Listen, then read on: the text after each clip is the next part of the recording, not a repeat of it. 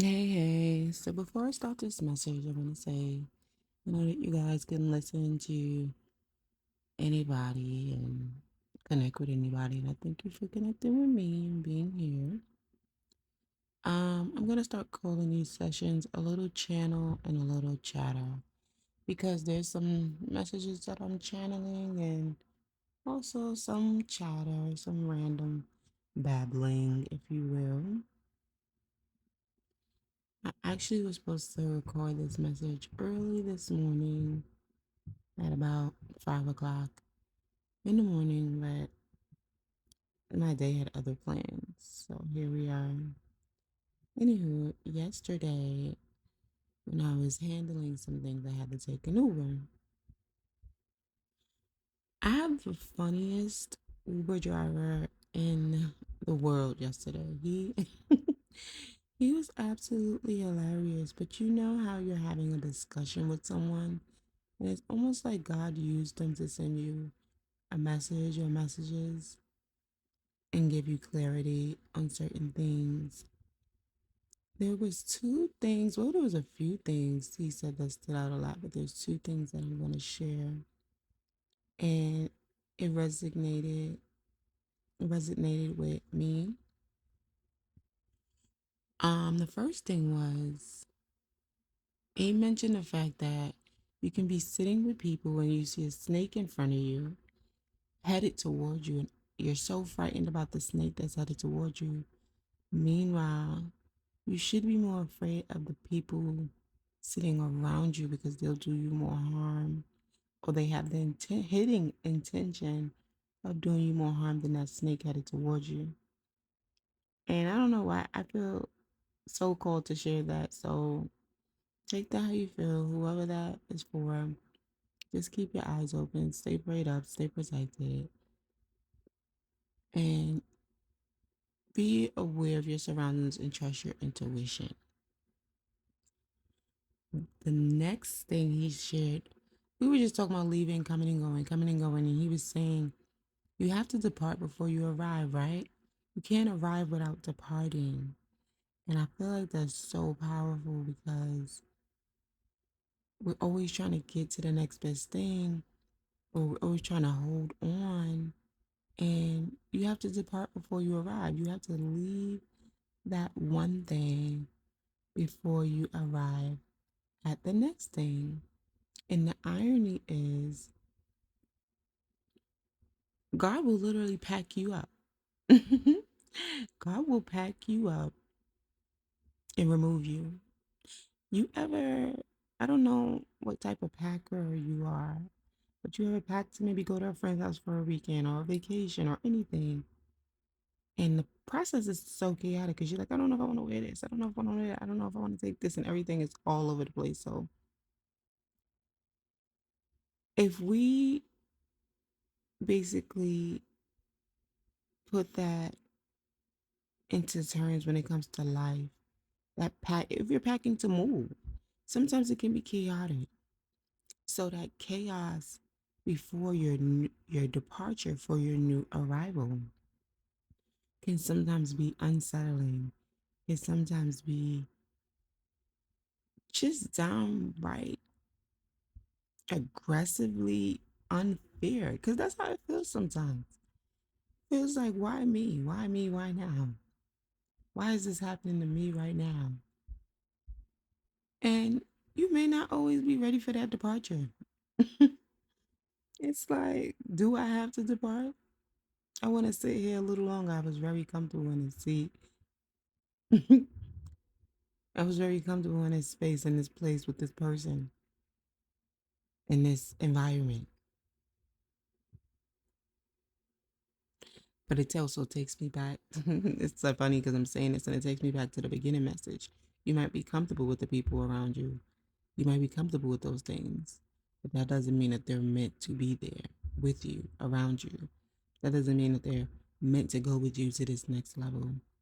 And when you are packing to move, sometimes you have to get rid of some stuff. It may not fit into your new space. You may have to downsize a little bit. Or it just might not fit the aesthetic of your new space. It might not fit the vibe of your new space. it might not fit the newness that you want to bring into your new space.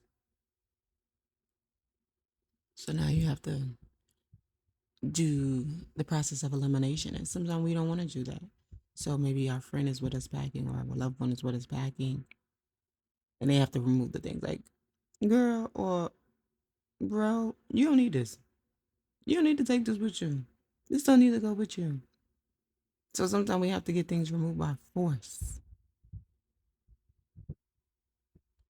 The departing, removal before the arrival, open the new doors, new keys, new place. And I don't know where these moving things come from, but don't just think of it as a literal move. Also think of it as God physically putting you in one place after being in another place. Are you ready for the new place? Are you ready for the new position? Are you ready for the new approach to how you handle things? Are you ready for the new blessings? Are you ready for the new surroundings? Are you ready for the new you? Are you ready for your new year? I'm getting this, channeling this. Maybe your birthday is coming up. You've been wanting to share some things. Don't wait till January.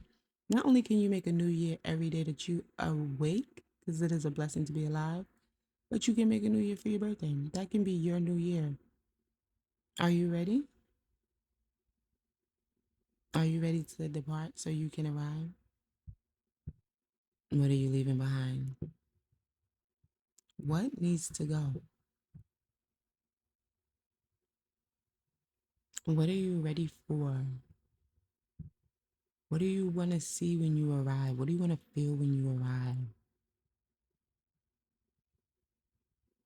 When you walk into a new place after leaving an old place, that feeling of peace and the relief of finally, what does that look like for you? Close your eyes and imagine that. What does that feel like for you? Feel that feeling because it's happening. It's here. It's ready for you, even if you are not ready for it. And the last part of this message was more channeled than chatter. So take it how you feel. All in all, have an amazing day. And I'm hearing you got this. I never said it was going to be easy. God said it was never going to be. God never said it was going to be easy. But you got this. And I'm getting the image of learning how to tie your shoes.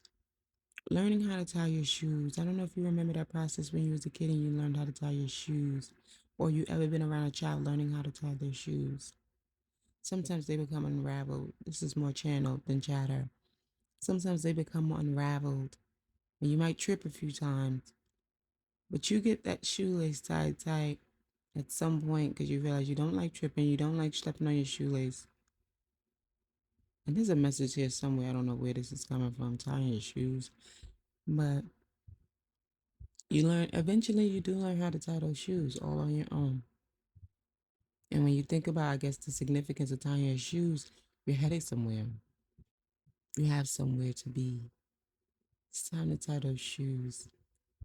While editing this message, what also came to me is initially when you learning how to tie your shoes, you need someone to help you. So you need help before you get somewhere. And then once you learn how to tie your shoes, you don't need help. You can tie your own shoes. You can run, you can jump, you can go. You can depart all on your own because you don't need that help tying your shoes anymore. You don't need that assistance before you depart. You don't need that additional set of hands before you get where you're going or to help you from keep you from stumbling. It's all on you. And you got this. You're more than able. You're strong enough. You're equipped. I'm hearing. You're equipped.